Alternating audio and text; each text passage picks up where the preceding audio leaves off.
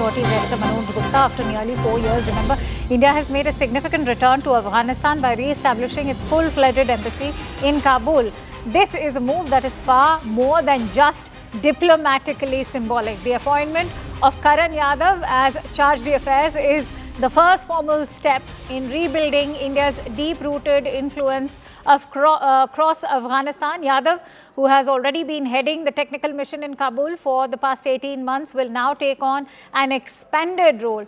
This reflects the mission's growing scope now in Afghanistan. According to top government sources, the Indian mission currently includes 10 to 12 officers and staff members, supported by 50 to 60 ITBP personnel for security. These numbers are expected to grow gradually as India scales up its presence in the country. But remember, it has also reopened India's intelligence, humanitarian and strategic channels in the dynamic region, and the Ministry of External Affairs has in fact made this big announcement just yesterday that in keeping with the decision that was announced during the recent visit of the Afghan Foreign Minister Amir Khan Muttaqi, the government of India is now restoring the status of the technical missions of India in Kabul to that of Embassy of India in Afghanistan. So there is also a diplomatic upgradation over here. From being a technical mission of India, it will now be formally addressed as the Embassy of India in Afghanistan with immediate effect. Let me quickly bring in Ambassador Sajanhar, who's joining me on the broadcast. Ambassador Sajanhar, I'd like your thoughts on how this is not just diplomatic symbolism, and this also has a greater geopolitical calculus behind this move. Yes, thank you very much, Akansha, for having me. You're very right. It's not just a mere change in designations, from a technical team to a full-scale embassy. I think this has a very significant strategic content because you would notice that when the Foreign Minister of Afghanistan, Amir Khan Muttaqi, was here, then in his meeting with Dr. Jaishankar, it was mentioned very clearly that India is committed to the safety, integrity, and stability of Afghanistan. So it is India is taking this partnership very, very seriously, and also as far as development cooperation, I'm sure your viewers and listeners would recall that India had invested more than $3 billion during the earlier Hamid Karzai and Ashraf Ghani dispensation in terms of providing assistance and support. And the Taliban regime, since the time it came to power in 2021, has been very keen that India should come back.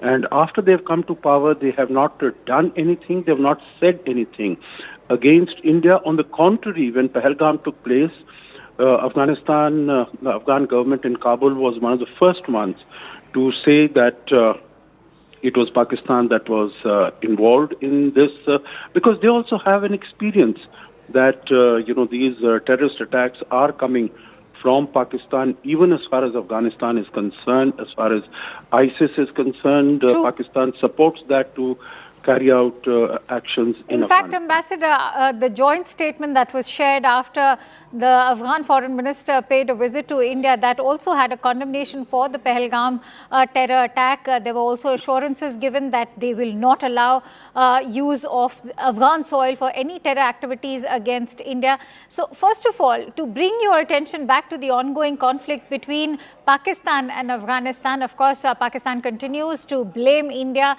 calling the TTP an Indian proxy. How can India now sort of, if not capitalize, but make its presence felt, through which it is bilaterally, mutually beneficial for both countries when it comes to Afghanistan and India? Because remember, we also stand to gain from the trade route which currently Pakistan is trying to block. Yeah, no, absolutely. You're very right. The trade route, Pakistan does not allow access either to Afghanistan or to Central Asia via its own territory. So India has to find another modus vivendi, another way out, skirting around Pakistan, and that is what we have done as far as Chabahar is concerned.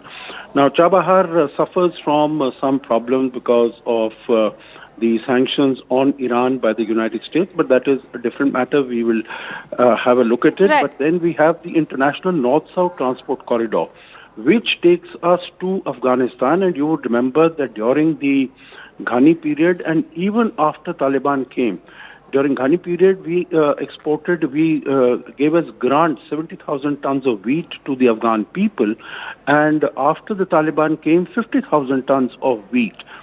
Some of it was sent through Pakistan, but even Pakistan as a humanitarian relief, it was not willing to allow this access to Afghanistan. So I think we have that particular access. Then our development programs in Afghanistan are going to get speeded up. You would remember that there was this high-intensity community development, high-impact community development projects that we were carrying out in all 34 districts of Afghanistan, in addition to, the parliament building, the Pule Khumri transmission line, the Zaranj Delaram Road, etc., etc.